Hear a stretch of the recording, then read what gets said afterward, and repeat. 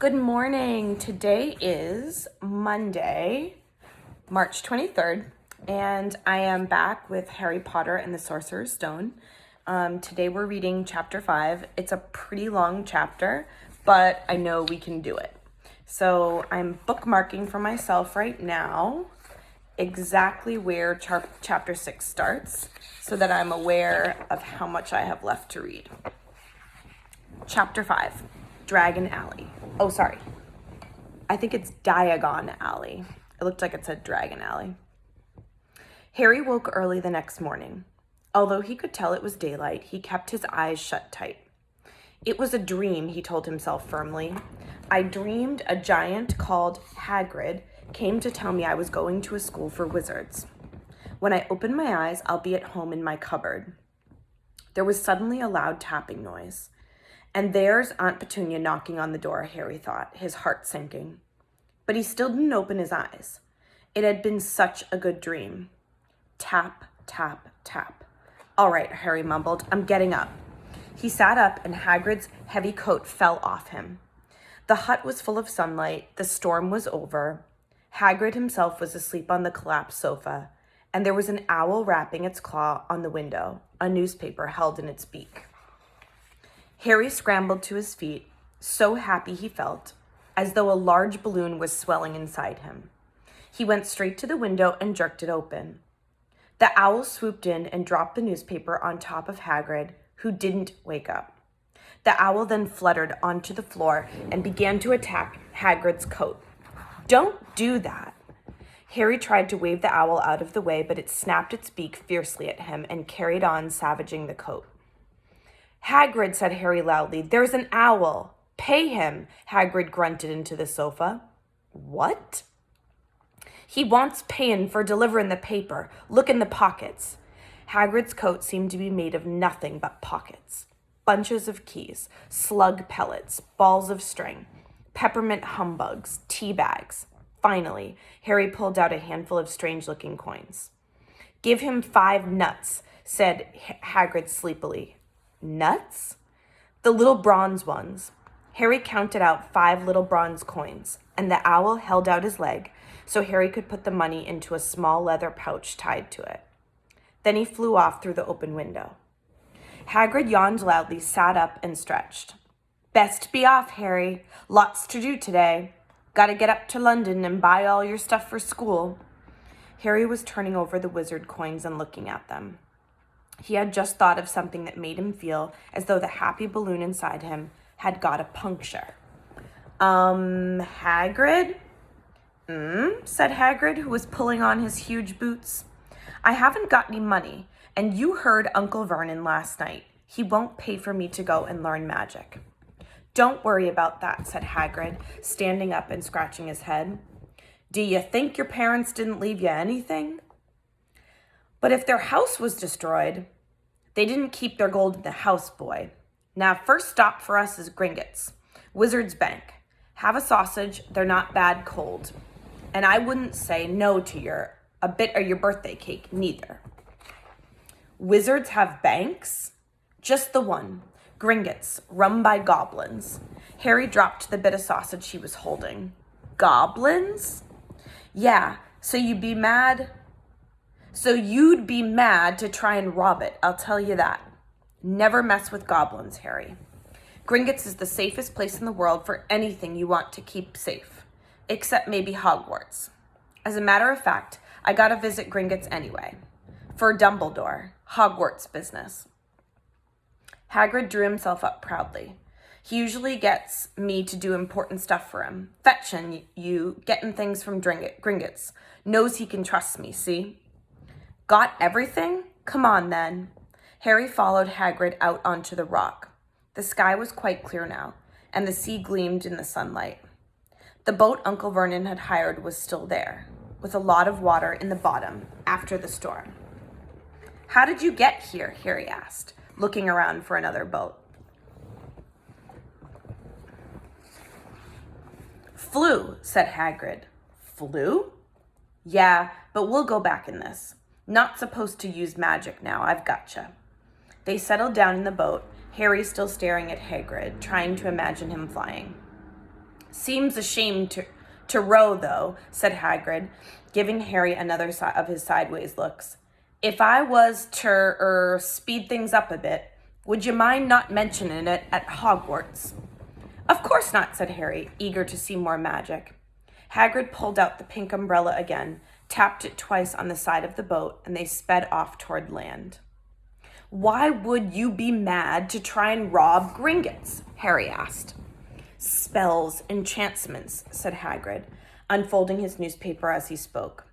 They say there's dragons guarding the high security vaults. And then you gotta find your way. Gringotts is hundreds of miles under London, see? Deep under the ground. You'd die of hunger trying to get you out, even if you did manage till you got your hands on something. Harry sat and thought about this, while Hagrid read his newspaper, the Daily Prophet. Harry had learned from Uncle Vernon that people liked to be left alone while they did this. But it was very difficult. He'd never had so many questions in his life. Ministry of Magic messing things up as usual, Hagrid muttered, turning the page. There's a Ministry of Magic? Harry asked, before he could stop himself. Course, said Hagrid. They wanted Dumbledore for minister, of course, but he'd never leave Hogwarts, so old Cornelius Fudge got the job. Bungler, if there ever was one. So he pelts Dumbledore with owls every morning, asking for advice. But what does a Ministry of Magic do? Well, their main job is to keep it from the muggles that there's still witches and wizards up and down the country. Why? Why? Blimey, Harry, everyone be wanting magic solutions to their problems. Nah, we're best left alone. At this moment, the boat bumped gently into the harbor wall. Hagrid folded up his newspaper, and they clambered up the stone steps onto the street. Passers-by stared a lot at Hagrid as they walked through the little town to the station. Harry couldn't blame them. Not only was Hagrid twice as tall as anyone else, he kept pointing at perfectly ordinary things, like parking meters, and saying loudly, "See that, Harry? Think these muggles dream up, eh?" Hagrid, said Harry, panting a bit as he ran to keep up. Did you say there are dragons at Gringotts? Well, so they say, said Hagrid. Crikey, I'd like a dragon. You'd like one?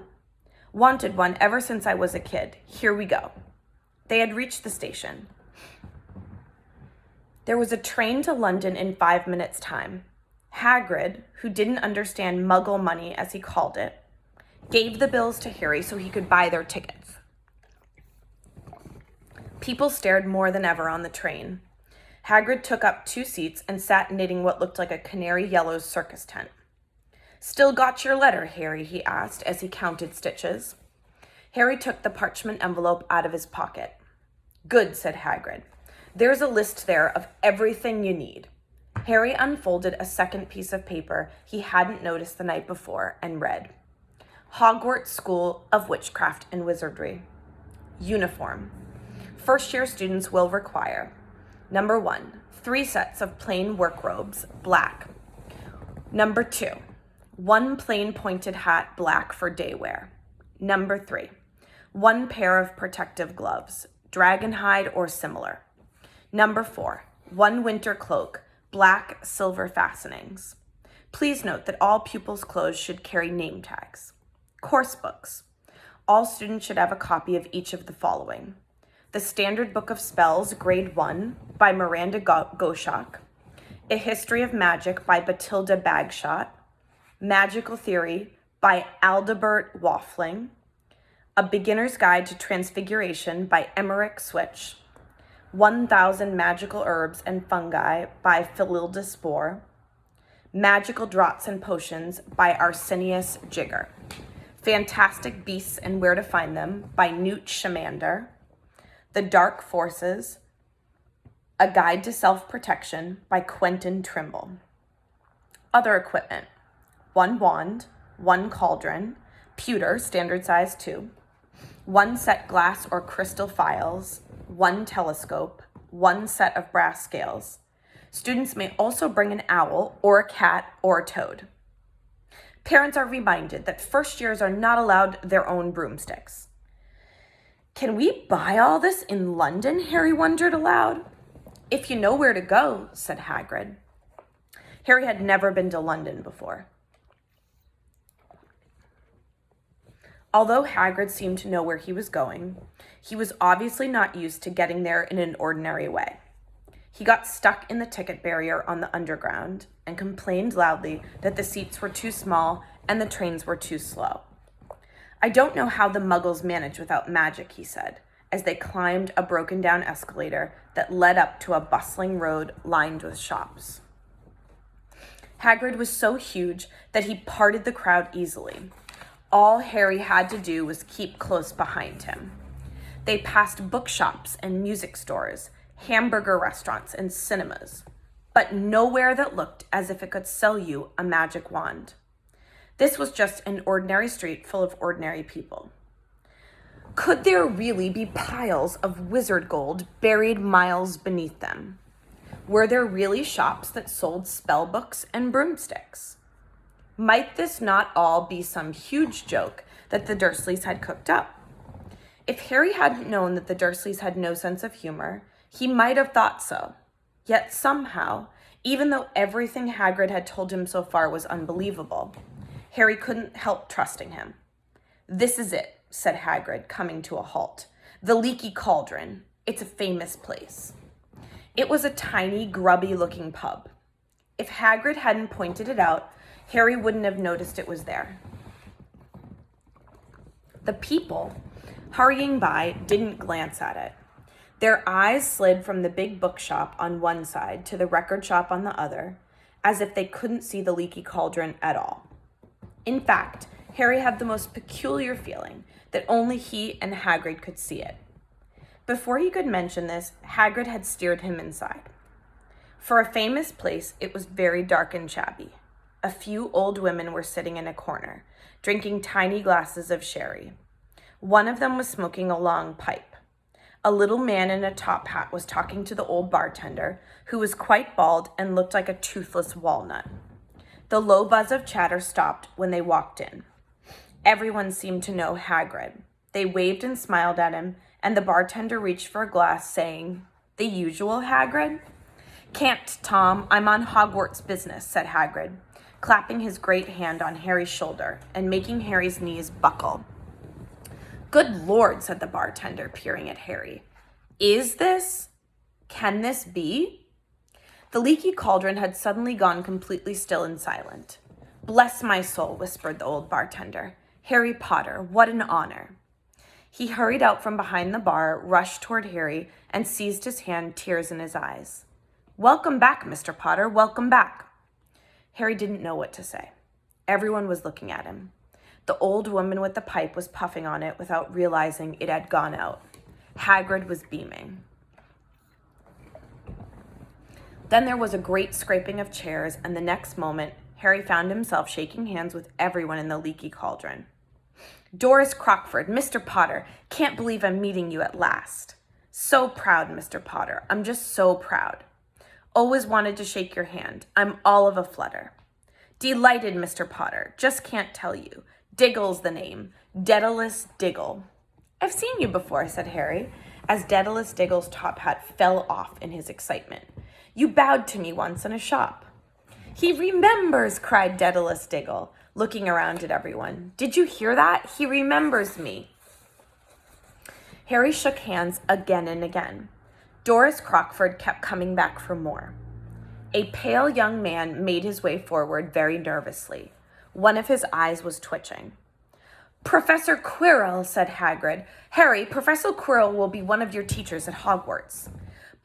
"Potter," stammered Professor Quirrell, grasping Harry's hand. "Can't tell you how pleased I am to meet you." "What sort of magic do you teach, Professor Quirrell?" "Defense against the dark arts," muttered Professor Quirrell, as though he'd rather not think about it. "Not that you need it, Potter," he laughed nervously. "You'll be getting all your equipment, I suppose. I've got to pick up a new book on vampires myself." He looked terrified at the very thought. But the others wouldn't let Professor Quirrell keep Harry to himself. It took almost 10 minutes to get away from them all. At last, Hagrid managed to make himself heard over the babble. Must get on. Lots to buy. Come on, Harry. Doris Crockford shook Harry's hand one last time,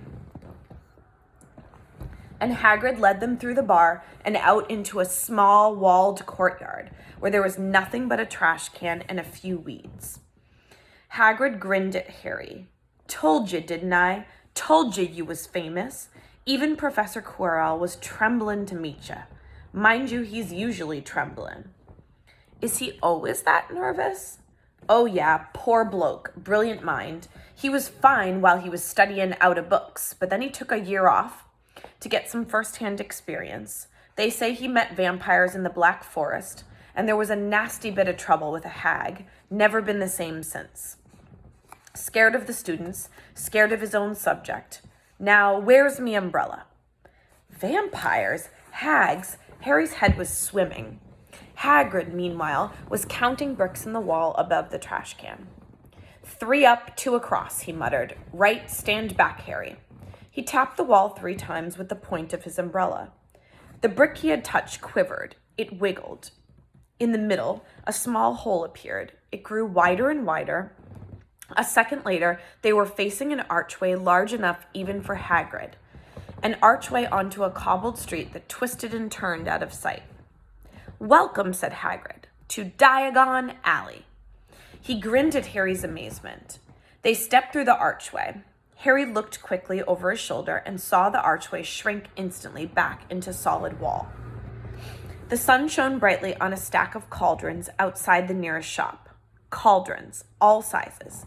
Copper, brass, pewter, silver, self-stirring, collapsible, said a sign hanging over them. Yeah, you'll be needing one, said Hagrid, but we gotta get your money first. Harry wished he had had about 8 more eyes. He turned his head in every direction as they walked up the street, trying to look at everything at once. The shops, the things outside them, the people doing their shopping. A plump woman outside an apothecary was shaking her head as they passed, saying, Dragon liver, 16 sickles an ounce, they're mad.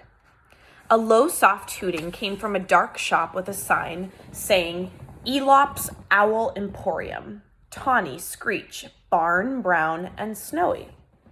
Several boys of about Harry's age had their noses pressed against a window with broomsticks in it. Look, Harry heard one of them say, the new Nimbus 2000, fastest ever. There were shops selling robes, shops selling telescopes and strange silver instruments Harry had never seen before.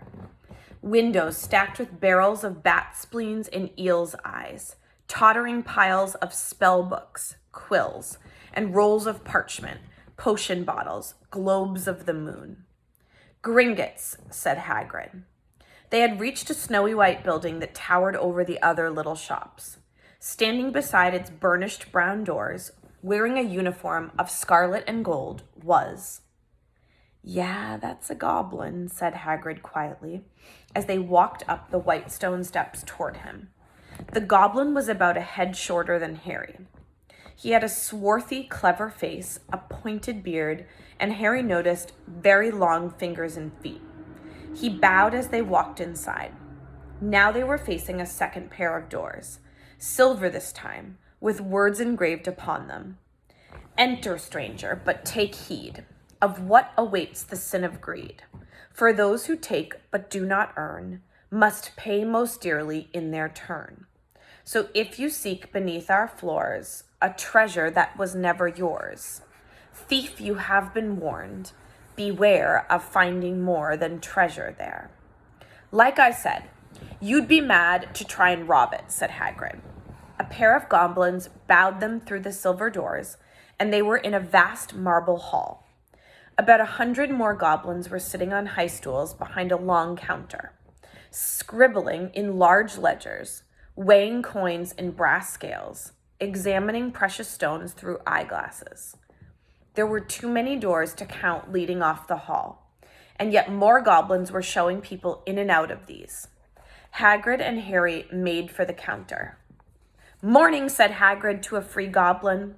We've come to take some money out of Mr. Harry Potter's safe. You have his key, sir. Got it here somewhere, said Hagrid, and he started emptying his pockets onto the counter, scattering a handful of moldy dog biscuits over the goblin's book of numbers. The goblin wrinkled his nose. Harry watched the goblin on their right, weighing a pile of rubies as big as glowing coals. Got it, said Hagrid at last, holding up a tiny golden key. The goblin looked at it closely. That seems to be in order. That seems... I've also got a letter here from Professor Dumbledore, said Hagrid importantly, throwing out his chest. It's about the you-know-what in Vault 713. The goblin read the letter carefully. Very well, he said, handing it back to Hagrid. I will have someone take you down to both vaults. Griphook. Griphook was yet another goblin. Once Hagrid had crammed all the dog biscuits back inside his pockets, he and Harry followed Griphook toward one of the doors leading off the hall. What's the you-know-what in Vault 713? Harry asked. Can't tell you that, said Hagrid mysteriously. Very secret. Hogwarts business. Dumbledore's trusted me. More and more, my job's worth to tell you that. Griphook held the door open for them. Harry, who had expected more marble, was surprised. They were in a narrow stone passageway lit with flaming torches. It sloped steeply down onward, and there were little railway tracks on the floor. Griphook whistled, and a small cart came hurtling up the tracks toward them. They climbed in. Hagrid with some difficulty, and were off. At first they hurtled through a maze of twisting passages. Harry tried to remember, left, right, left, middle fork, right, left, but it was impossible. The rattling cart seemed to know its own way, because Griphook wasn't steering. Harry's eyes stung as the cold air rushed past them, but he kept them wide open. Once, he thought, he saw a burst of fire at the end of a passage and twisted around to see if it was a dragon. But too late. They plunged even deeper, passing an underground lake where huge stalactites and stalagmites grew from the ceiling and floor. I never know, Harry called to Hagrid over the noise of the cart. What's the difference between a stalagmite and a stalactite? Stalagmite's got an M in it, said Hagrid. And don't ask me questions just now. I think I'm going to be sick. He did look very green, and when the cart stopped at last beside a small door in the passage wall, Hagrid got out and had to lean against the wall to stop his knees from trembling. Griphook unlocked the door. A lot of green smoke came billowing out. And as it cleared, Harry gasped. Inside were mounds of gold coins, columns of silver, heaps of little bronze nuts. All yours, smiled Hagrid. All Harry's? It was incredible. The Dursleys couldn't have known about this, or they'd have had it from him faster than blinking. How often had they complained how much Harry cost them to keep? And all the time there had been a small fortune belonging to him, buried deep under London? Hagrid helped Harry pile some of it into a bag. The gold ones are galleons, he explained. 17 silver sickles to a galleon and 29 nuts to a sickle. It's easy enough. Right, that should be enough for a couple of terms.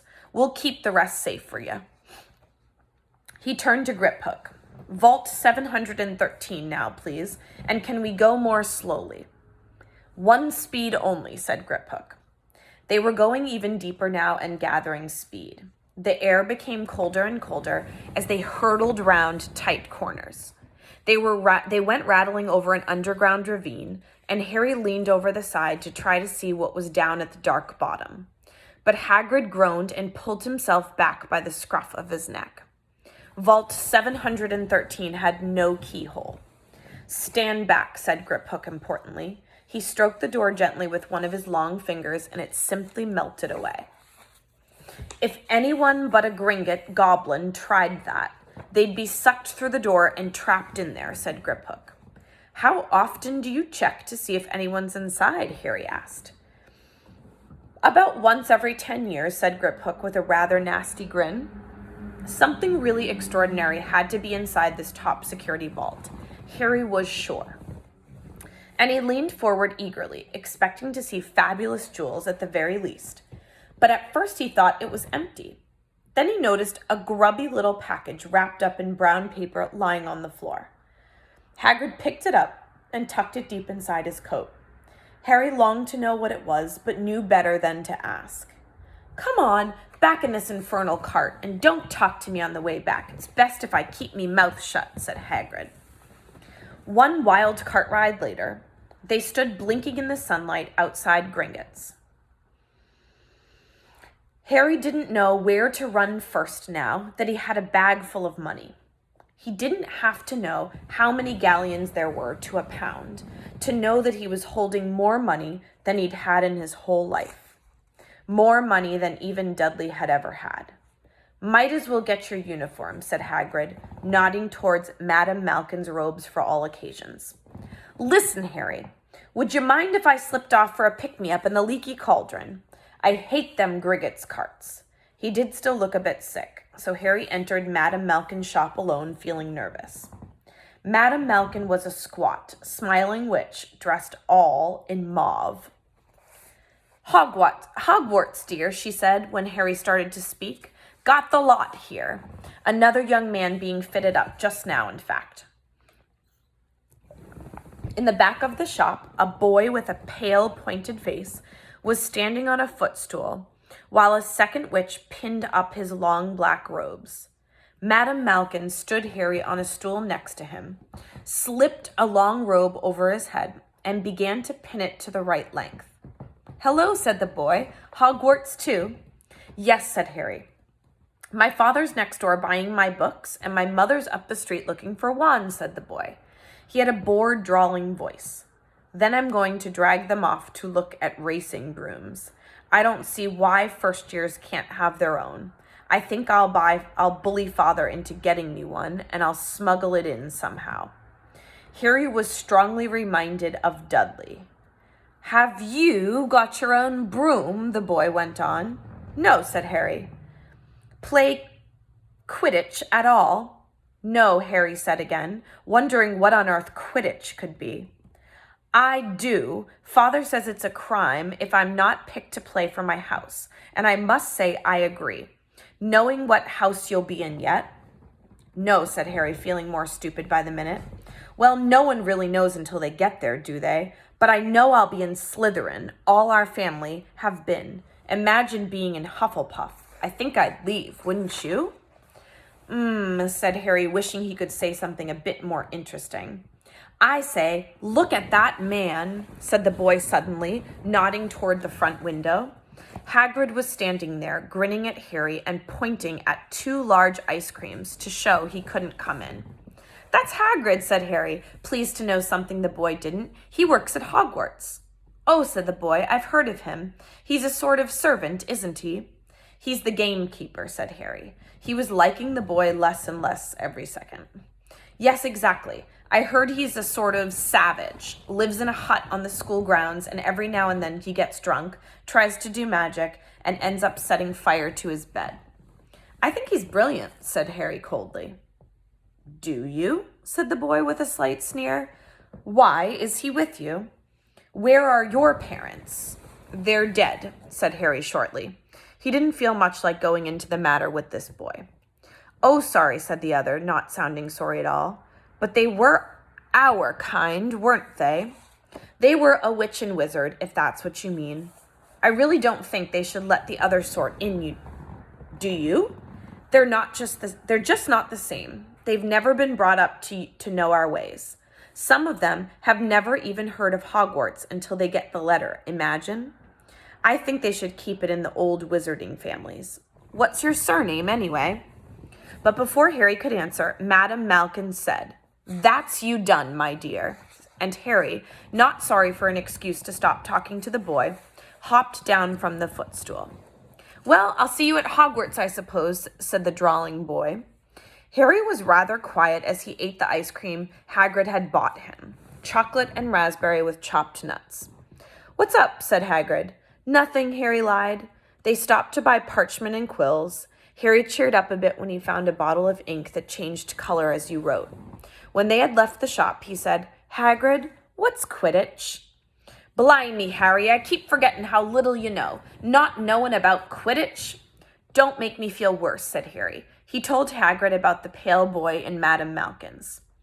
And he said people from Muggle families shouldn't even be allowed in.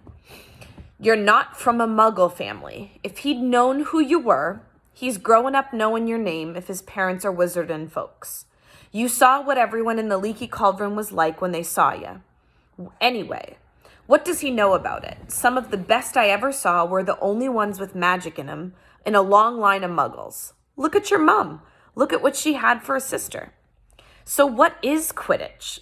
It's our sport, wizard sport. It's like soccer in the Muggle world. Everyone follows Quidditch, played up in the air on broomsticks, and there's 4 balls. Sorta hard to explain the rules. And what are Slytherin and Hufflepuff? Schoolhouses. There's 4. Everyone says Hufflepuff are a lot of duffers, but I bet I'm in Hufflepuff, said Harry gloomily. Better Hufflepuff than Slytherin, said Hagrid darkly. There's not a single witch or wizard who went bad who wasn't in Slytherin. You know who was one. Sorry, you know who was at Hogwarts? Years and years ago, said Hagrid. They bought Harry's school books in a shop called Flourish and Blots, where the shelves were stacked to the ceiling with books as large as paving stones bound in leather. Books the size of postage stamps in covers of silk. Books full of peculiar symbols and a few books with nothing in them at all. Even Dudley, who never read anything, would have been wild to get his hands on some of these. Hagrid almost had to drag Harry away from curses and counter-curses, bewitch your friends and befuddle your enemies with the latest revenges, hair loss, jelly legs, tongue-tying, and much, much more, by Professor Vindictus Viridian. I was trying to find out how to curse Dudley. I'm not saying that's a good idea, but you're not to use your magic in the Muggle world, except in very special circumstances, said Hagrid. And anyway, you couldn't work any of them curses yet. You'll need a lot more study before you get to that level. Hagrid wouldn't let Harry buy a solid gold cauldron either. It says pewter on your list. But they got a nice set of scales for weighing potion ingredients and a collapsible brass telescope. Then they visited the apothecary, which was fascinating enough to make up for its horrible smell. A mixture of bad eggs and rotted cabbages. Barrels of slimy stuff stood on the floor. Jars of herbs, dried roots, and bright powders lined the walls. Bundles of feathers, strings of fangs, and snarled claws hung from the ceiling. While Hagrid asked the man behind the counter for a supply of some basic potion ingredients for Harry, Harry himself examined silver unicorn horns at 21 galleons each, and minuscule glittery black beetle eyes, 5 nuts a scoop. Outside the apothecary, Hagrid checked Harry's list again. Just your wand left. Oh yeah, and I still haven't gotten you a birthday present. Harry felt himself go red. You don't have to. I know I don't have to. Tell you what, I'll get your animal. Not a toad. Toads went out of fashion years ago. You'd be laughed at. And I don't like cats. They make me sneeze. I'll get you an owl. All the kids want owls. They're dead useful. Carry your mail and everything. 20 minutes later, they left Elop's Owl Emporium, which had been dark and full of rustling and flickering, jewel-bright eyes. Harry now carried a large cage that held a beautiful snowy owl, fast asleep with her head under her wing. He couldn't stop stammering his thanks, sounding like Professor Quirrell. Don't mention it, said Hagrid gruffly. Don't expect you've had a lot of presents from them Dursleys. Just Ollivanders left now. Only place for wands, Ollivanders. And you gotta have the best wand. A magic wand? This was what Harry had really been looking forward to. The last shop was narrow and shabby. Peeling gold letters over the door read Ollivanders, makers of fine wands since 382 BC. A single wand lay on a faded purple cushion in the dusty window. A tinkling bell rang somewhere in the depths of the shop as they stepped inside. It was a tiny place, empty except for a single spindly chair that Hagrid sat on to wait. Harry felt strangely as though he had entered a very strict library. He swallowed a lot of new questions that had just occurred to him and looked instead at the thousands of narrow boxes piled neatly right up to the ceiling. For some reason, the back of his neck prickled. The very dust and silence in here seemed to tingle with some secret magic. "Good afternoon." "Good afternoon," said a soft voice. Harry jumped. Hagrid must have jumped too, because there was a loud crunching noise and he got quickly off the spindly chair. An old man was standing before them, his wide, pale eyes shining like moons through the gloom of the shop. "Hello," said Harry awkwardly. "Ah, yes," said the man. Yes. I thought I'd be seeing you soon. Harry Potter. It wasn't a question. You have your mother's eyes. It seems only yesterday she was in here herself, buying her first wand. 10¼ inches long, swishy, made of willow. Nice wand for charm work." Mr. Ollivander moved closer to Harry. Harry wished he would blink. Those silvery eyes were a bit creepy. "Your father, on the other hand, favored a mahogany wand. 11 inches pliable, a little more power and excellent for transfiguration." "Well, I say your father favored it. It's really the wand that chooses the wizard, of course." Mr. Ollivander had come so close that he and Harry were almost nose to nose. Harry could see himself reflected in those misty eyes. And that's where Mr. Ollivander touched the lightning scar on Harry's forehead with a long white finger. "I'm sorry to say I sold the wand that did it," he said softly.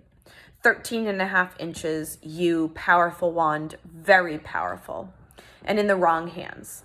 Well, if I'd known what that wand was going out into the world to do." He shook his head and then, to Harry's relief, spotted Hagrid. Rubius, Hagrid, how nice to see you again. Oak, 16 inches, rather bendy, wasn't it?" "It was, sir, yes," said Hagrid. "Good wand, that one, but I suppose they snapped it in half when you got expelled," said Mr. Ollivander, suddenly stern. Yes, they did, yes," said Hagrid, shuffling his feet. "I've still got the pieces, though," he added brightly. "But you don't use them?" said Mr. Ollivander sharply. "Oh, no, sir," said Hagrid quickly. Harry noticed he gripped his pink umbrella very tightly as he spoke. Said Mr. Ollivander, giving Hagrid a piercing look. "Well, now, Mr. Potter, let me see." He pulled a long tape measure with silver markings out of his pocket. "Which is your wand arm?" Well, I'm right-handed," said Harry. "Hold out your arm. That's it." He measured Harry from shoulder to finger, then wrist to elbow, shoulder to floor, knee to armpit, and round his head. As he measured, he said, "Every Ollivander wand has a core of a powerful magical substance, Mr. Potter. We use unicorn hairs, phoenix tail feathers, and the heartstrings of dragons. No two Ollivander wands are the same, just as no two unicorns, dragons, or phoenixes are quite the same. And of course, you will never get such good results with another wizard's wand." Harry suddenly realized that the tape measure, which was measuring between his nostrils, was doing this on its own. Mr. Ollivander was flitting around the shelves, taking down boxes. "That will do," he said, and the tape measure crumpled into a heap on the floor. "Right then, Mr. Potter, try this one. Beechwood and dragon heartstring, 9 inches, nice and flexible. Just take it and give it a wave." Harry took the wand and, feeling foolish, waved it around a bit. But Mr. Ollivander snatched it out of his hand almost at once. "Maple and phoenix feather, 7 inches, quite whippy. Try." Harry tried, but he had hardly raised the wand when it, too, was snatched back by Mr. Ollivander. No. Here, ebony and unicorn hair, 8½ inches, springy. Go on, try it out." Harry tried and tried. He had no idea what Mr. Ollivander was waiting for. The pile of tried wands was mounting higher and higher on the spindly chair, but the more wands Mr. Ollivander pulled from the shelves, the happier he seemed to become. "Tricky customer, eh? Not to worry, we'll find the perfect match here somewhere. I wonder now. Yes, why not? Unusual combination. Holly and phoenix feather, 11 inches, nice and supple." Harry took the wand. He felt a sudden warmth in his fingers. He raised the wand above his head, brought it swishing down through the dusty air, and a stream of red and gold sparks shot from the end like a firework, throwing dancing spots of light onto the walls. Hagrid whooped and clapped, and Mr. Ollivander cried, "Oh, bravo! Yes, indeed. Oh, very good. Well, well, well. How curious. How very curious." He put Harry's wand back into its box and wrapped it in brown paper, still muttering, "Curious, curious." "Sorry," said Harry, "but what's curious?" Mr. Ollivander fixed Harry with his pale stare. "I remember every wand I've ever sold, Mr. Potter. Every single wand. It so happens that the phoenix whose tail feather is in your wand gave another feather, just one other. It is very curious indeed that you should be destined for this wand when its brother gave you that scar." Harry swallowed. "Yes, 13.5 inches. You, curious indeed how these things happened. The wand chooses the wizard, remember. I think we must expect great things from you, Mr. Potter. After all, he who must not be named did great things. Terrible, yes, but great." Harry shivered. He wasn't sure he liked Mr. Ollivander too much.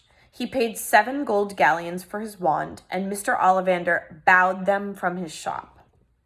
The late afternoon sun hung low in the sky as Harry and Hagrid made their way back down Diagon Alley. Back through the wall, back through the leaky cauldron, now empty. Harry didn't speak at all as they walked down the road. He didn't even notice how much people were gawking at them on the underground, laden as they were with all their funny-shaped packages, with the snowy owl asleep in its cage on Harry's lap.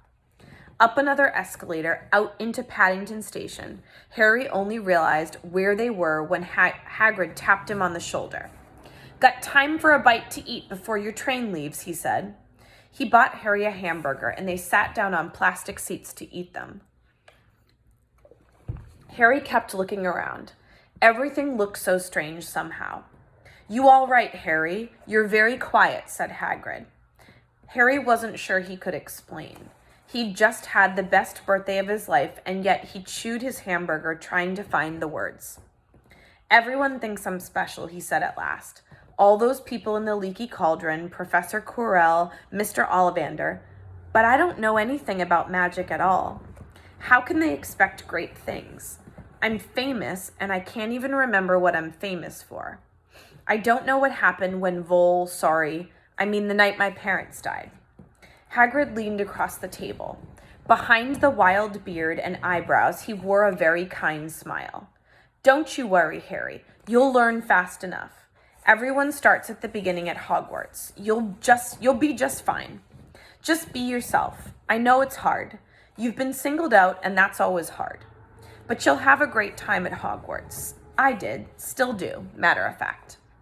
Hagrid helped Harry onto the train that would take him back to the Dursleys, then handed him an envelope. "Your ticket for Hogwarts," he said. "1st of September, King's Cross, it's all on your ticket. Any problems with the Dursleys, send me a letter with your owl. She'll know where to find me. See you soon, Harry." The train pulled out of the station. Harry wanted to watch Hagrid until he was out of sight. He rose in his seat and pressed his nose against the window, but he blinked and Hagrid had gone. And that is the end of a very long chapter, chapter 5. Tomorrow we will read chapter 6. Hope you guys have a great day. See you soon.